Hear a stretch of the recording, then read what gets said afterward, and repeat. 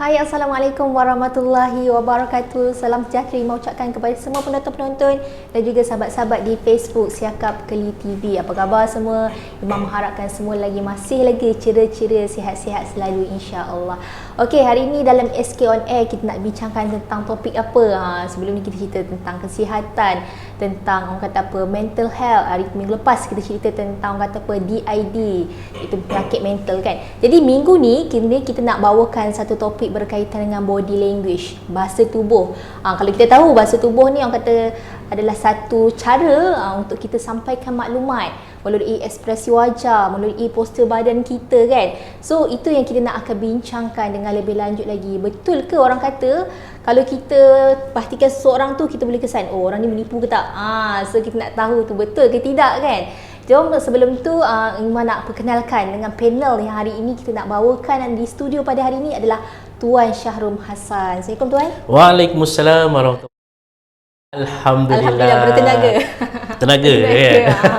Alhamdulillah, kita bawakan pakar untuk bahasa badan. Alhamdulillah, Boleh katakan setiap hari orang kata apa, kaji alhamdulillah, ekspresi wajah orang, postur badan kan. Betul. Okey, itu yang kita nak bincangkan tadi kan, berkaitan dengan orang kata apa, adakah kita boleh manipulasi gerakan badan ni, kita boleh manipulasi ke? Itu yang kita nak tahu juga kan. Apa topik yang kita nak bawa kepada hari ini adalah bercakap tak pandang mata, tanda sedang menipu. Betul ke? Elak-elak mata tak nak tengok je kan. Betul ke kan? Sedang menipu. Okey, tapi sebelum tu Iman nak ajak kepada semua para penonton untuk sama-sama tekan butang like banyak-banyak. Boleh tinggalkan komen-komen, mungkinlah anda ada pandangan ataupun orang kata apa, cadangan yang nak disampaikan kepada kami di SK On Air. Boleh tinggalkan di ruangan komen, dan jom sama-sama wajib untuk kongsikan perkongsian kita pada hari ini tentang body language. Sebab ni juga adalah satu ilmu. Semua orang nak tahu tentang body language ni kan. Jadi sebelum kita nak teruskan dengan lebih lanjut lagi, jomlah Iman ajak juga last sekali. Jom sama-sama, mungkinlah ada orang kata apa nak kongsikan, nak berikan star. Semoga kita punya rancangan ini boleh orang kata memberi manfaat lebih lagi kepada masyarakat di luar sana insya-Allah. Okey, kita nak cerita tentang bercakap tak pandang mata ni adalahkah sedang menipu kan Tuan. Sebagai permulaannya, mungkin Tuan boleh kongsikan dengan kita apa sebenarnya body language ni, apa rangkuman dia? Okey, terlebih dahulu saya ucapkan terima kasih kepada pihak SK On Air kerana sudi menjemput saya pada hari ini. Dan bila bercakap tentang body language, bila Ima tanya apa sebenarnya body language, bahasa tubuh ataupun yang sinonim saya guna pakai bahasa badan ni sebagai branding, dia berkait tentang non-verbal communication ataupun dalam bahasa kita komunikasi bukan lisan. Yang mana kadang-kadang kita berkomunikasi dengan seseorang ni, kita terlalu fokus dengan percakapan. Hakikatnya bila berkomunikasi ni kita tak sedar, yang mana bukan setakat kata-kata je kita ucap, tapi pada masa yang sama tubuh badan kita memberikan isyarat maksud tertentu, yang mana bila berdasarkan kajian, berdasarkan pemerhatian daripada expert-expert yang terdahulu, mereka telah rangkumkan yang ini ada maksud tertentu, ini ada maksud tertentu.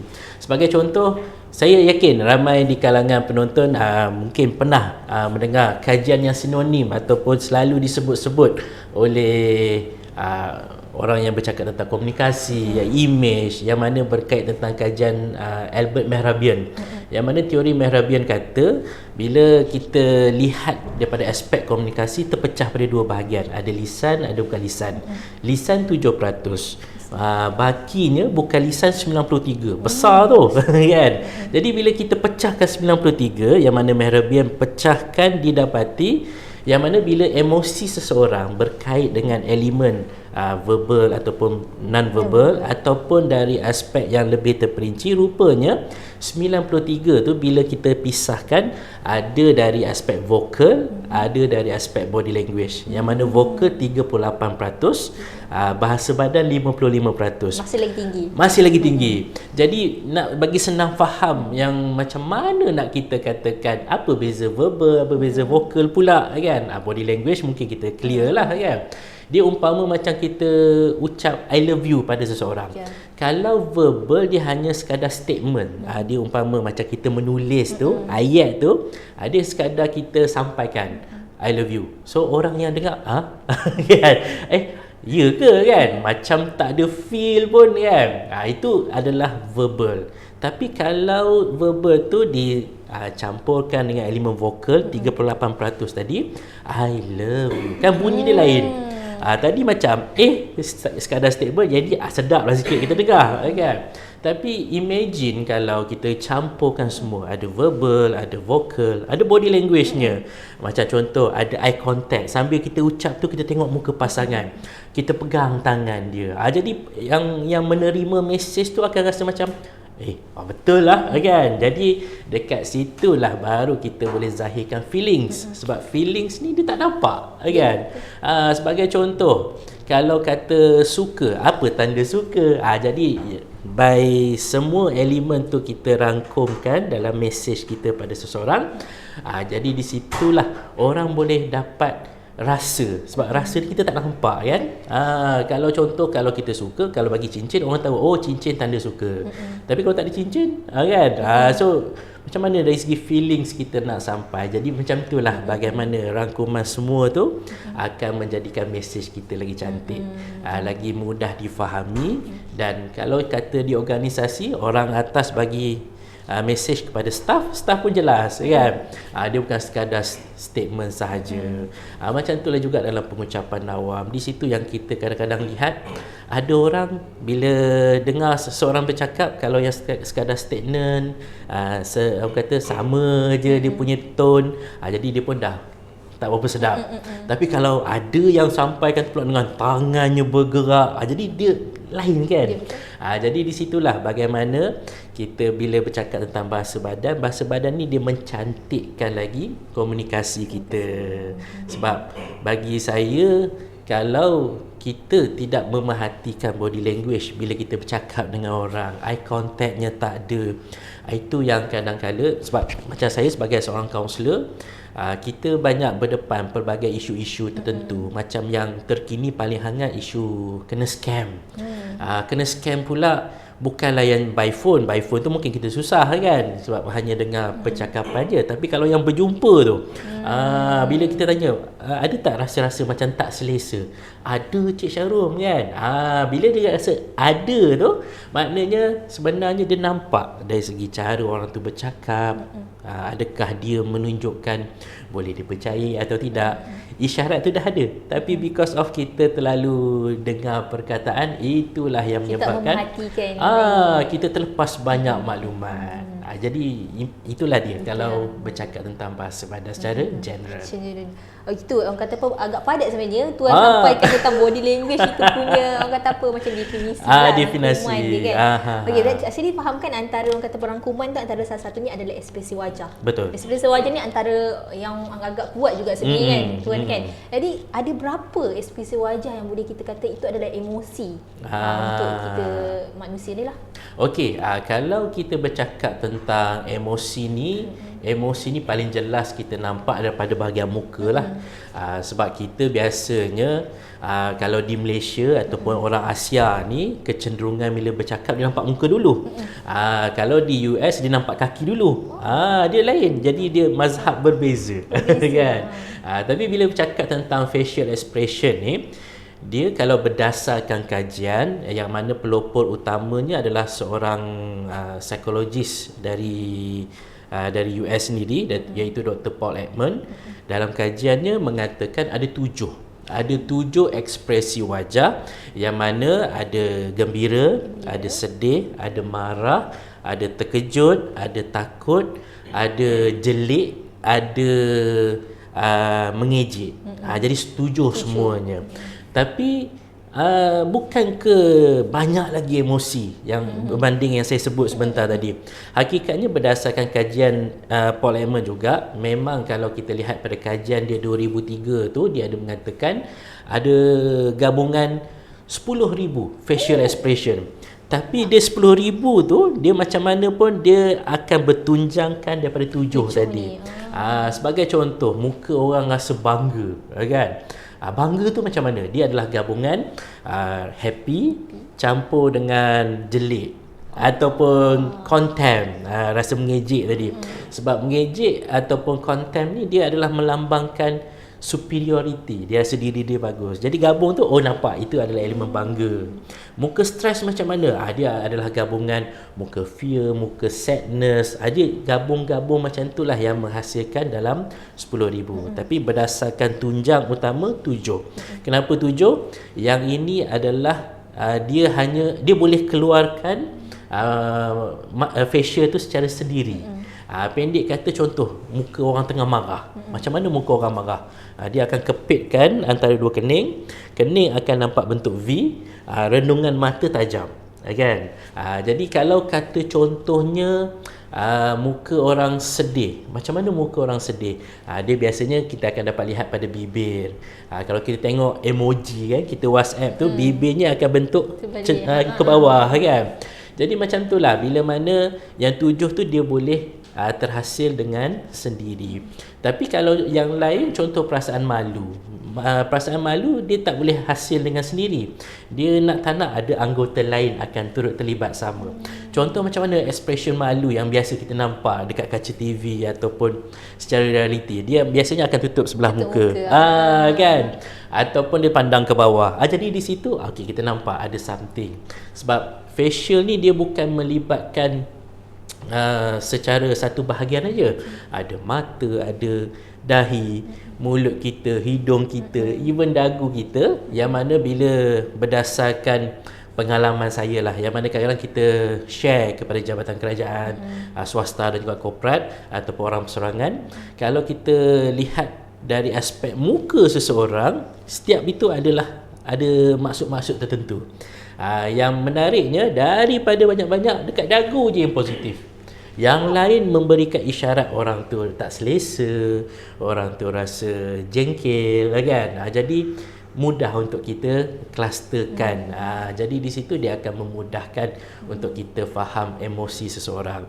Sebab menariknya bila bercakap emosi ni, emosi ni dia dizahirkan melalui apa yang kita fikir dan apa yang kita rasa.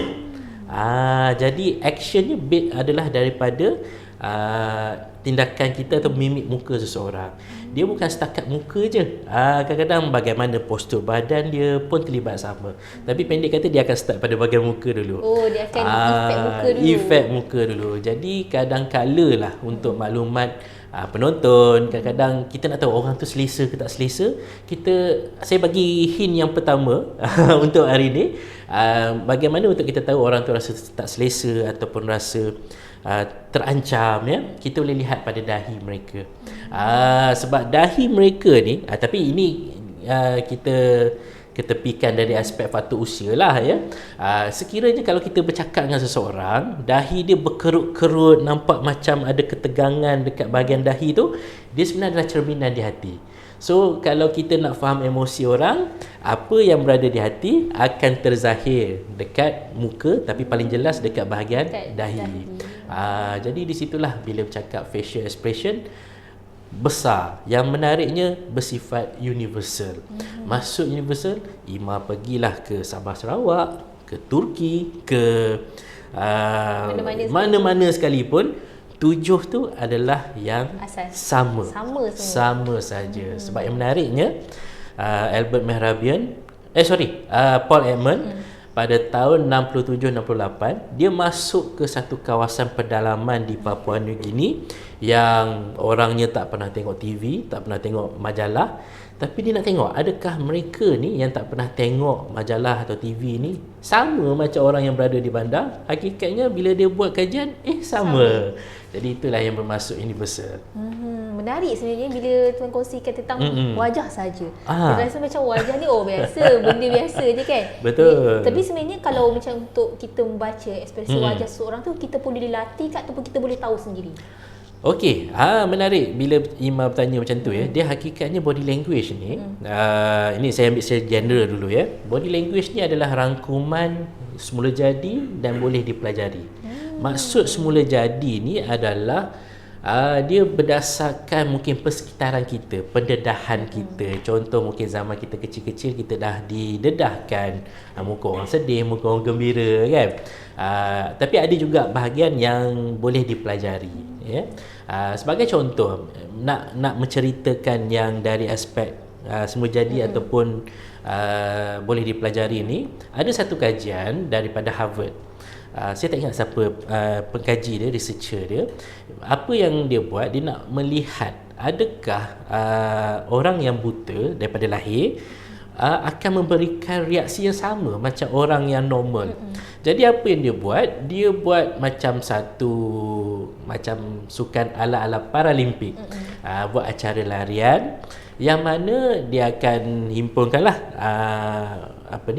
pelari-pelari itu tadi yang cacat penglihatannya. Jadi apa yang berlaku bila sampai ke garisan penamat, mereka juga angkat tangan. Macam kita tengok macam Usain Bolt lari sampai kat garisan dia angkat tangan tu.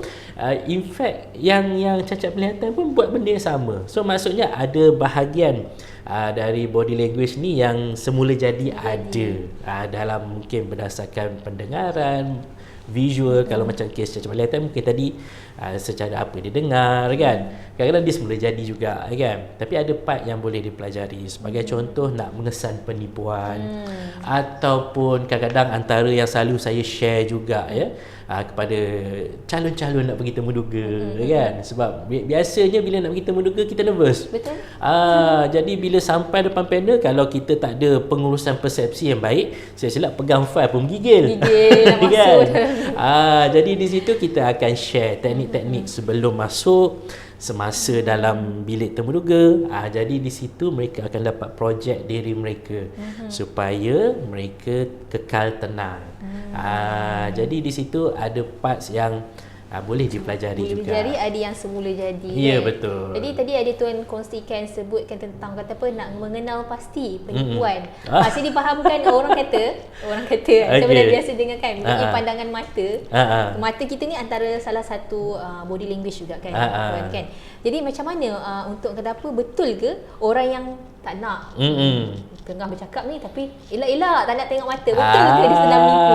Okey, soalan menarik tu. Kenapa saya kata menarik? Sebabnya kita di Malaysia ni kadang-kadang biasa kita dengar orang tak pandang mata, ini menipu kan.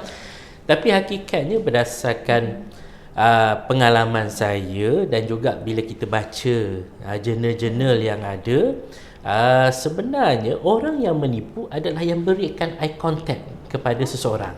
Kenapa dia buat macam tu? Sebab dia akan tenung seseorang. Dia nak meyakinkan. Sampai orang tu yakin, baru dia akan tukar kepada mungkin larikan mata dia dan sebagainya.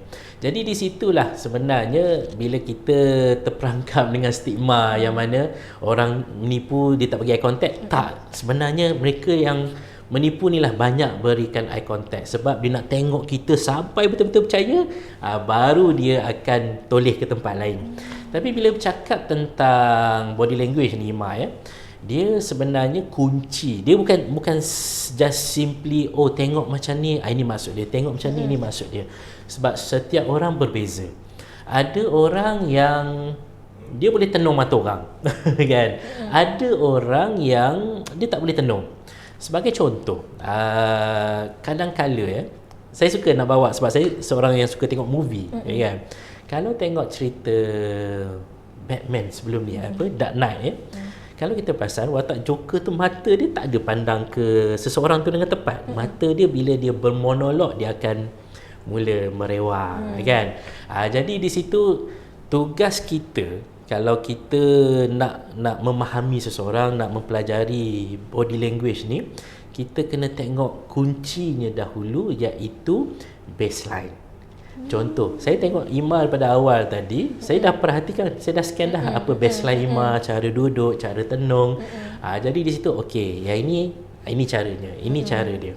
Tapi bila kata contoh kita berdepan situasi, mungkin ada timbul tiba-tiba rasa tak selesa. Jadi apa yang berbeza tu dia dipanggil hotspot. Jadi di situ okey, kalau saya nampak Ima mungkin sekarang mungkin tenung mata, tiba-tiba mungkin saya berikan reaksi sikit, nanti tiba lari sikit. Jadi saya tahu okey, dah berbeza. Di situ baru kita akan menilai apa maksud sebenar. Dia bukan just simply kita tengok orang tu macam tu, ini maksud dia. Tak, kita kena ambil masa sedikit sebelum kita menilai. Jadi bila bercakap bab mata ni kan, jadi mata tu adalah isyarat dia adalah jendela jiwa. Jendela jiwa, Kan? ya. Jadi jiwa seseorang dia akan sampaikan kepada minda dia. Minda dia akan berikan aksi, iaitu dari segi mata. Kalau orang tu contoh dia suka pada seseorang, kan?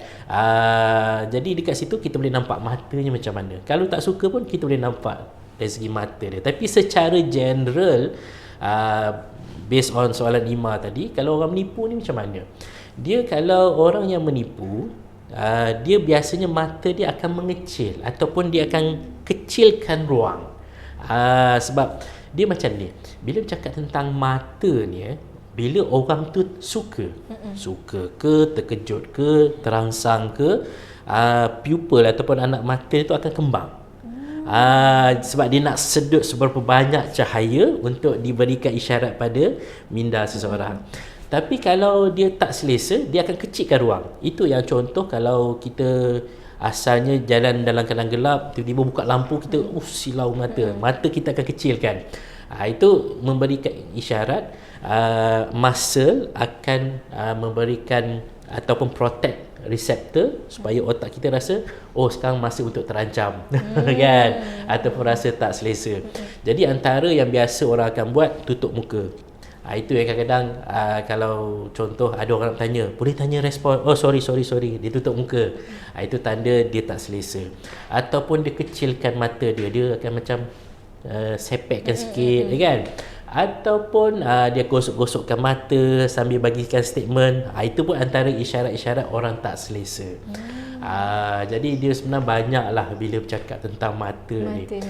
Tapi kunci yang paling penting, ambil masa, perhatikan dahulu. Kalau orang tu memang jenis tenung kita, hati-hati. Sebab daripada mata, dia akan memberi kesan di hati. Itu sebab lagu dulu-dulu, kalau mungkin kita pernah dengar lagu Allahyarham Ar-Azmi tahun 58 kalau tak salah, dari kerana mata mempunyai apa? Kuasa apa? Menggoda, kan? Jadi di situlah itu yang kadang-kala ada orang dia terperangkap dengan emosi seseorang hanya kerana renungan mata. Jadi hati-hati dengan mata, especially kita berkomunikasi dengan seseorang. Menarik, mata saja pun dia macam-macam sebenarnya, betul. Okey, tadi macam Tuan ada sebut tentang kita nak kenal pasti seseorang tu sedang menipu macam mana, kan.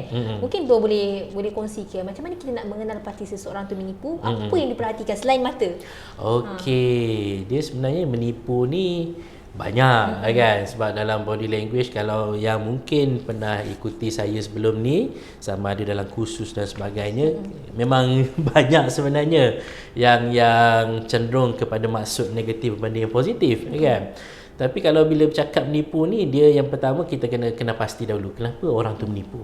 Ada yang menipu sebab nak cover kawan, ada nak elak hukuman. Tapi kalau di Malaysia ni ada juga yang menipu sebab nak memotivasikan orang.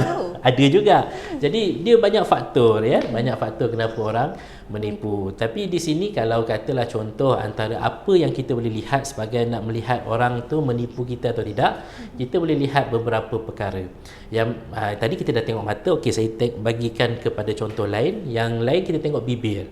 Sebab bibir kita adalah tempat yang cenderung untuk menunjukkan rasa stres. Itu sebab dalam body language, salah seorang expert di US, Janine Driver, dia ada mengatakan orang yang tak suka melihat sesuatu ataupun mendengar sesuatu, dia cenderung menghilangkan bibir. Apa maksud hilangkan bibir? Dia kemam bibir dia. Itu sebab kalau kita mendengar seseorang berikan statement, especially kalau fakta, ya. Jadi di situ tengok bibir dia. Kalau kata contoh dia berikan statement and after that dia kemam bibir ataupun dia basahkan bibir dengan lidah dia ataupun kita nampak bibir dia kering, itu tanda-tanda tak selesa. Kenapa orang tu tak selesa? Sebab itu yang menariknya bila bercakap body language ni, ya. Body language ni kalau di otak kita dikawal oleh satu bahagian diberi nama limbic system. Limbic system ni tugas dia just reveal. Dia tak ada nak selindung-selindung. Yang selalu menjadi konflik kenapa seseorang mungkin dia nak cakap sesuatu tapi tindakan dia memberikan isyarat yang lain. Kerana ada satu bahagian lagi dekat otak, neocortex. Yang mana neocortex ni kita ada keupayaan. Contoh macam Ima, katalah saya tanya pada Ima satu soalan, contoh kan. And then Ima macam nak jawab betul ke tidak. Kan? Kita ada option. Yang ada option tu neocortex. Okay. Tapi limbic system kita, contoh Ima nak cuba menipu saya, mungkin nak kata tak. Tapi limbic system dalam diri Ima kata, ini yang sebenar, ini yang sebenar. Yang sebenar tu dia akan pamerkan daripada body language. Itu yang kadang-kala kita lihat ada orang contradict. Dia tak sync dengan baik body dengan words yang dia sampaikan. Itu yang kalau Ima pernah contoh tengok video Bill Clinton tahun 98 dululah, ketika mana ditanya oleh wartawan betul ke dia ada hubungan dengan Monica Lewinsky. Kita boleh nampak isyarat pertama dalam statement itu, matanya ke kanan sedikit tapi tangannya ke kiri sedikit. Sebagai contoh, kalau Ima nak bagikan statement menyatakan betul itu adalah cerita benar dan bukan cerita bohong, biasa tangan dengan mata kita selari dan words kita akan pun selari juga. Saya tak buat, contoh. Tapi dalam kes Bill Clinton, mata dia ke sana, tangannya ke sana, mata ke sana. Saya tak buat. Kan? Jadi bila kita tengok, tak sync. So bila tak sync, itu pun adalah isyarat kalau kita nak tahu seseorang tu menipu. So yang pertama dalam kita nak identify, tengok bibir. Yang kedua, adakah bahasa badan dia selari dengan perkataan yang dia ucapkan.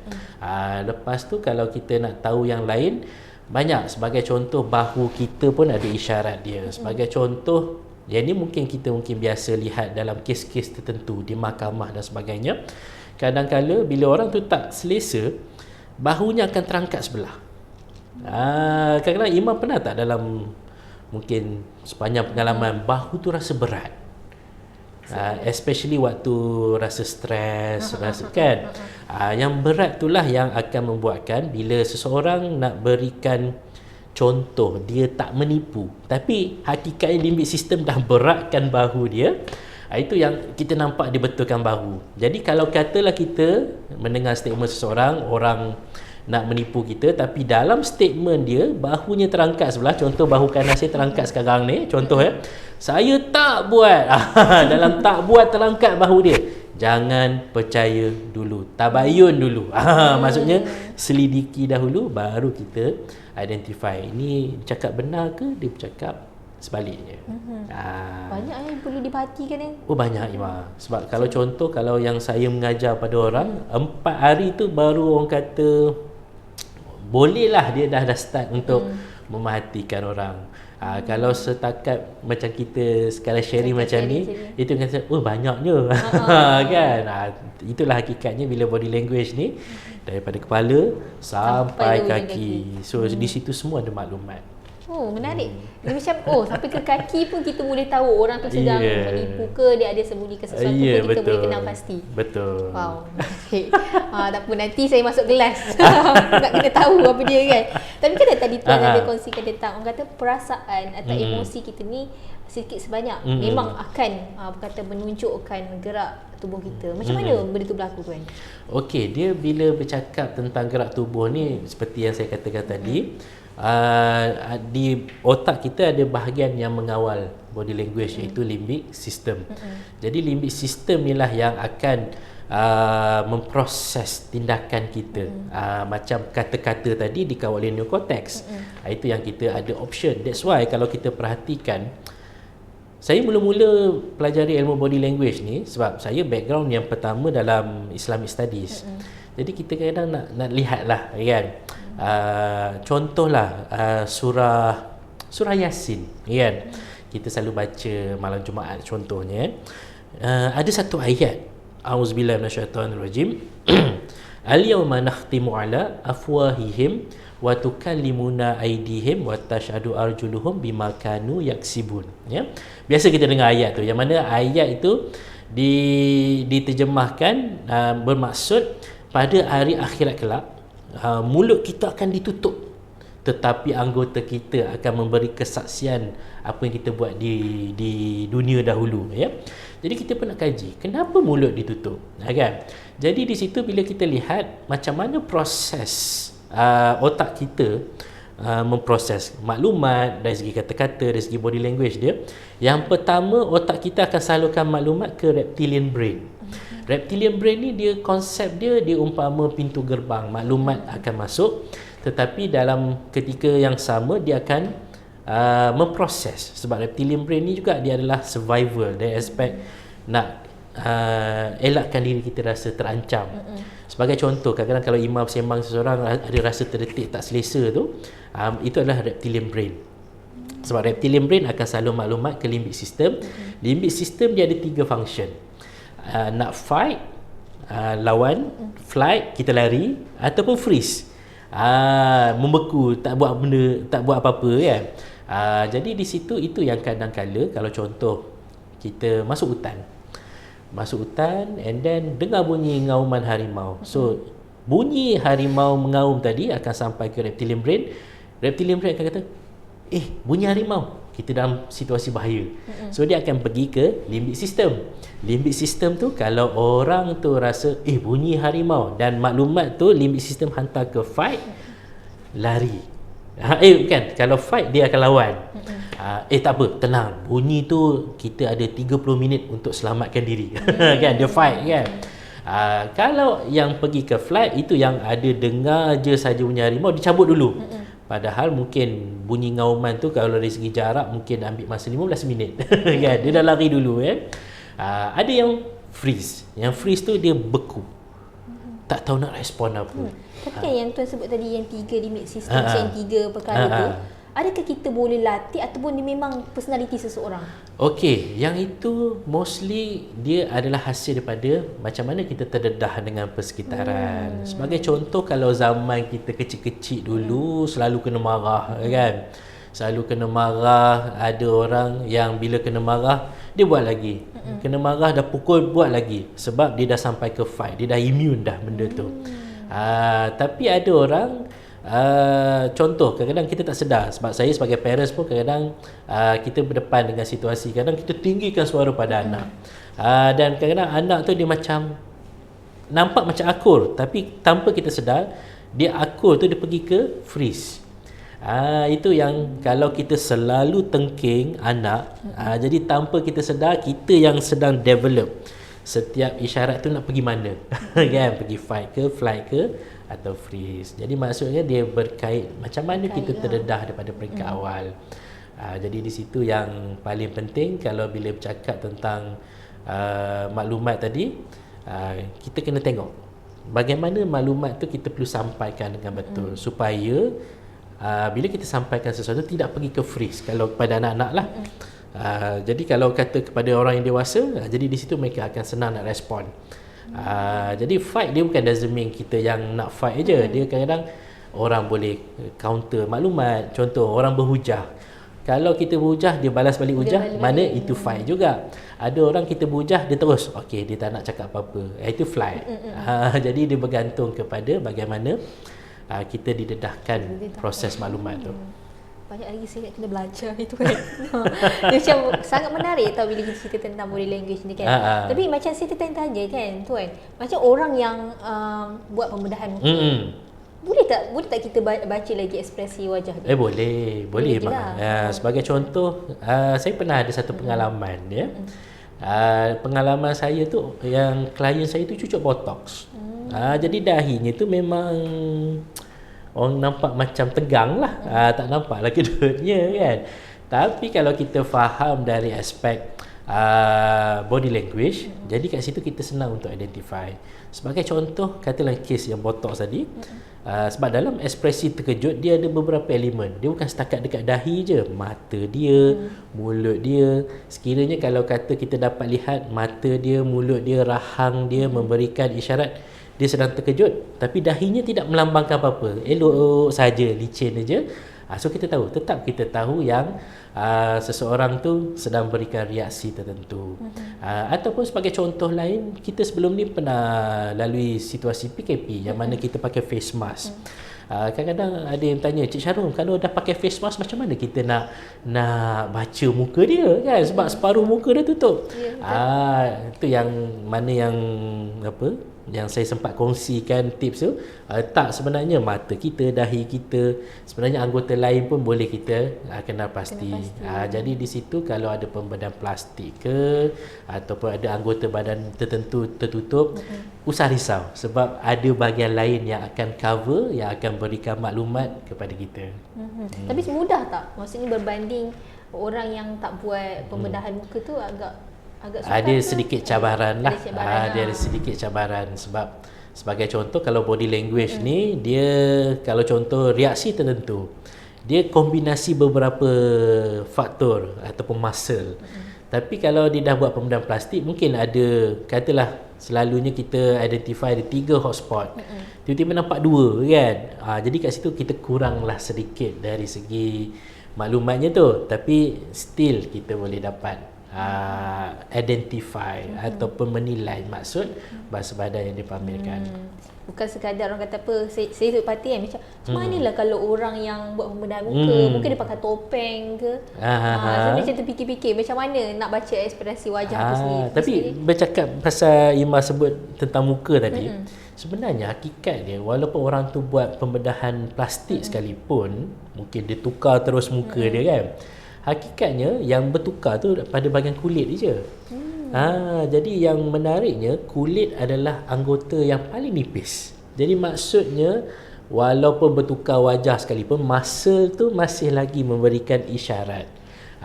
Jadi bertukar wajah sahaja tapi muscle masih bertindak balas dengan cara yang sama, still kita boleh dapat maklumat yang kita nak. Okey, kita nak sentuh juga tentang berkaitan dengan tadi tuan kata kita boleh latih. Ada yang sebelah jadi, body language ni ada sebelah jadi, ada juga dia boleh latih. So macam mana, adakah bila orang tu latih, kita boleh dimanipulasi? Maksudnya orang macam orang tengok sebenarnya tak sama pun sebenarnya, dia berlatih kan. Macam mana tu? Okey, bila bercakap tentang latih ni, suka saya nak kongsi juga, sebab bila bercakap body language ni, tadi pun saya ada sebut ada yang semula jadi, ada yang boleh kita pelajari. Jadi yang kita boleh pelajari ni, dia sebenarnya adalah dalam kategori lain, kita dalam pengurusan persepsi. Sebagai contoh, kalau kita nak convincekan orang untuk percaya kata kita, especially public speaking lah, sebagai contoh situasi public speaking, yang mana kita nak menunjukkan kita ada interaksi dengan crowd yang ramai, tapi kita nak touch anyone dalam crowd tu, kita tak dapat kan. Jadi di situ apa yang kita boleh buat, antara yang saya selalu share dalam kursus ataupun tips kepada seseorang, dalam kita nak bina hubungan seseorang, kita boleh bermain dengan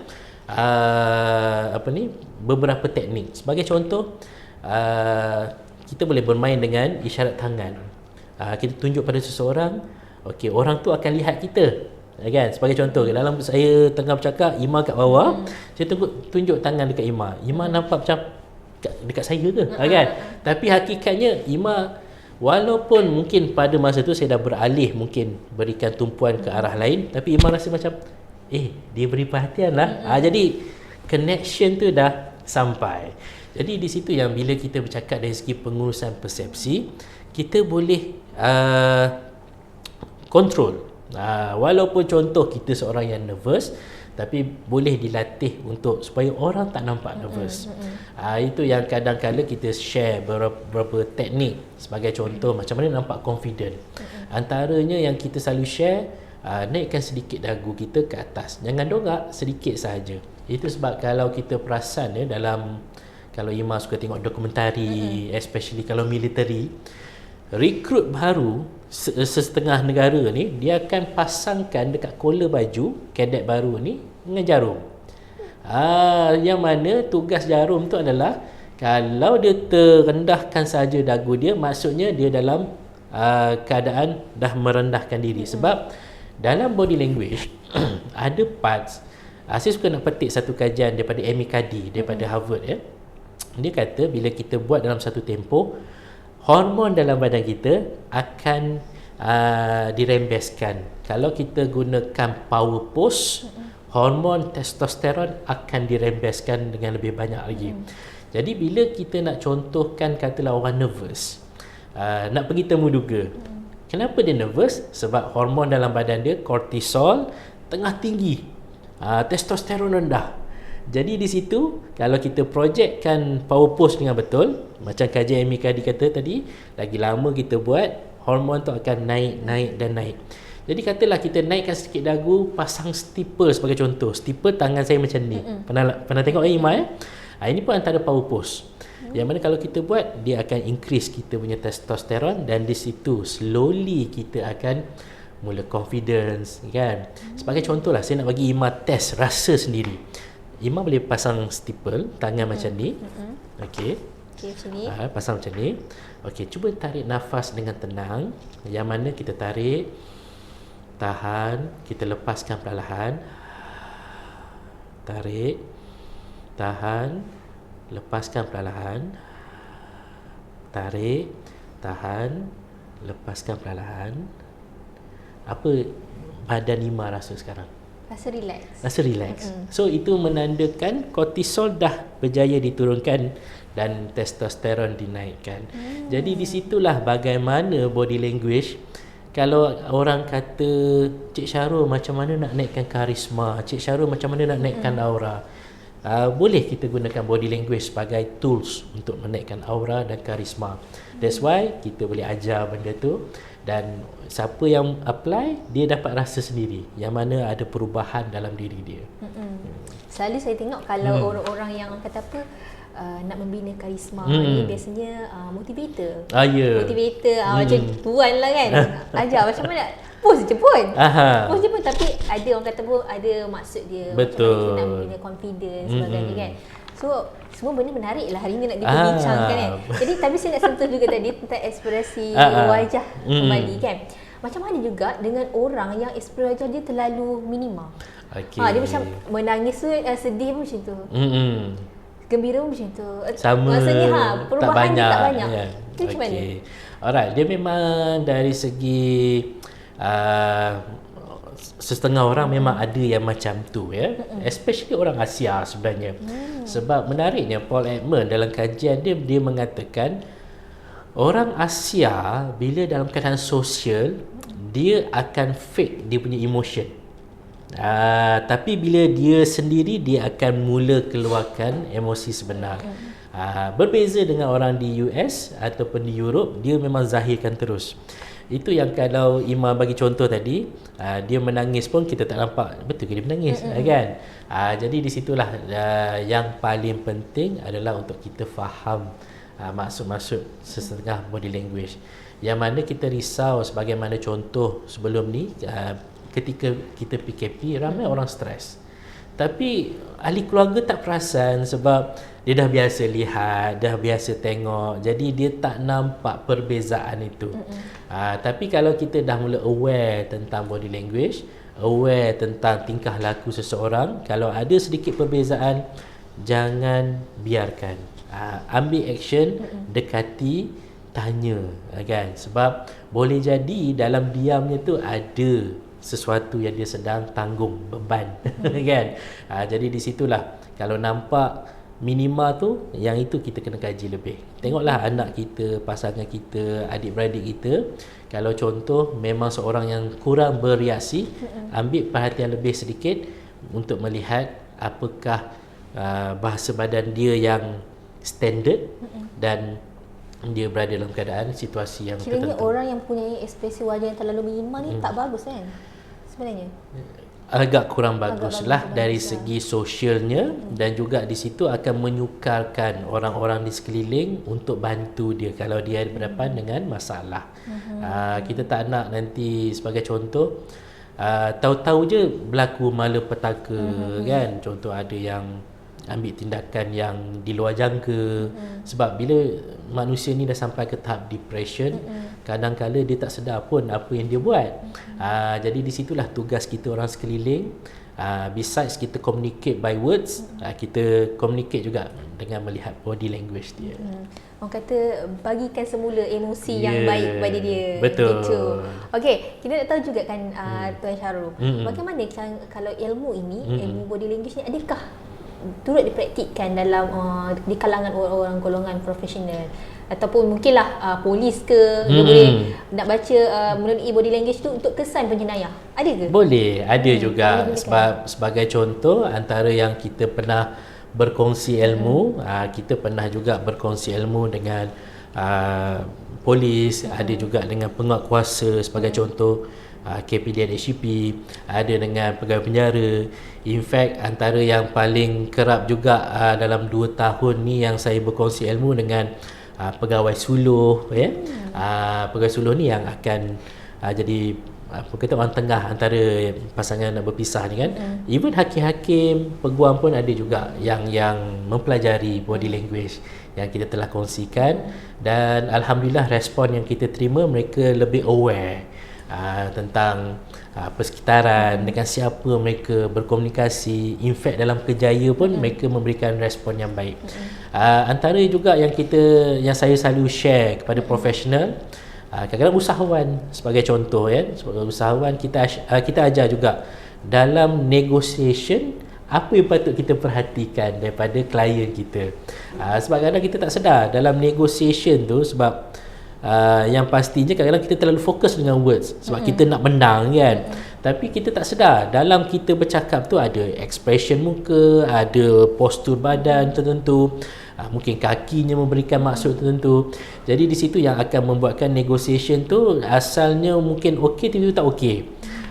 Pernah juga saya dibawa oleh beberapa tokoh, ya. Bila mereka pergi negotiate dengan seseorang, tugas saya adalah memerhatikan klien. Jadi kalau contoh, antara yang paling popular saya selalu berikan isyarat pada saya punya klien bagaimana nak nego. Dalam kita tengah duduk, saya pegang pen. Okey, dalam pegang pen tu kalau kita perhatikan nampak expression tertentu pada muka dia, katalah nego harga, kan, nego harga. Rasa-rasanya boleh turun lagi tak harga, contoh kan. Of course kita nak tawar ni, kita nak tawarkan yang tinggi kan, tapi kita kadang ada masa nak tengok boleh tak kita turun. Jadi kat situ saya akan ketuk pen. Kalau kata saya ketuk 2 kali, maknanya boleh lagi nego kan. Kalau saya ketuk sekali, okey cukup, maksudnya dah tak perlu lagi nak nego sebab dia dah sampai limit dah. Jadi di situ kalau profesional dapat mempelajari ilmu ni lebih baik sebenarnya. Tapi sebenarnya bukan setakat profesional, Ima.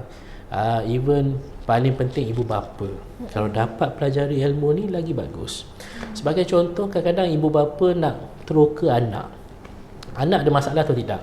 Biasanya kenapa? Okey, ada masalah kan, cara mata tu dah nampak dia dari atas pandang anak ke bawah, anak dia mendongak. Bila anak mendongak dekat situ, bila yang kita melihat daripada atas, kita secara tanpa kita sedar, kita tengah tunjukkan superiority kita berkuasa. Jadi anak yang tengok macam tu pun, dia tengah ada masalah, jadi dia nak cakap pun tak ada apa-apa, dia akan reserve.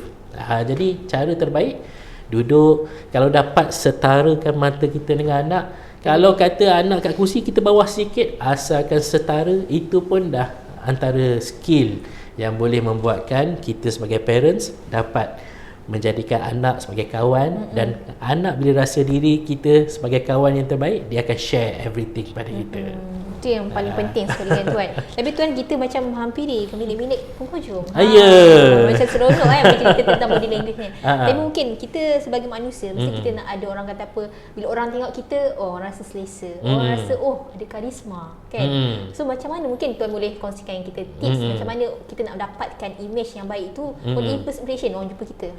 Okey, jadi kalau kita nak naikkan kita punya aura, karisma kita, bila orang tengok, orang pun rasa seronok, senang dengan kita. Yang pertama, kunci paling penting, smile. Okey, yang mana manusia ni dia kalau senyum, dia bukan apa, Iman. Senyum ni penyakit berjangkit. Contoh, kalau Ima keluar nanti, nampak seseorang senyum, cuba tengok dia memberikan reaksi. Dia of course automatically akan senyum balik pada Ima. Walaupun daripada jauh Ima senyum pada dia, dia nampak, dia akan senyum balik. Walaupun dalam hati dia, kenapa Ima senyum kat saya? Contoh kan. Jadi senyuman tu yang paling penting, ya. Yang kedua, yang paling penting, eye contact. Okey, eye contact perlu diberikan. Sebab manusia ni kalau ada eye contact, bila kita communicate, dia akan rasa lebih selesa. Tapi kalau kita tak pandai nak berikan eye contact, especially yang malu-malu, introvert sebagai contoh, jangan risau, tengok dekat hidung dia. Kalau nak bina hubungan sosial, tengok hidung. Kan? Sebab orang yang melihat kita, dia tak perasan pun hidungnya sedang diperhatikan. Dia macam tetap dapat lihat kita tenung kat mata dia. Sebab eye contact, ramai di Malaysia salah faham. Dia ingat bila eye contact kena tengok anak mata. Tak, sebenarnya dia tengok hidung. Tapi kalau kita berdepan situasi tertentu, contoh Ima berdepan dengan mungkin orang tu agresif, marah-marah, jangan pandang hidung pula kan, pandang dekat dahi. Sebab itu kalau siapa perasan UFC, kalau yang pernah tengok perlawanan dekat UFC, sebelum satu pertarungan berlaku, mereka akan face off. Cuba perhatikan di manakah mata fighter-fighter ni akan berikan. Dia akan pandang dahi orang tu. Sebab hakikatnya bila kita berikan eye contact pada bahagian tertentu, sebab di bahagian dahi dia akan membuatkan, contoh saya tengok dahi Ima sekarang, dia akan buat Ima rasa tak selesa. Ada rasa sesuatu?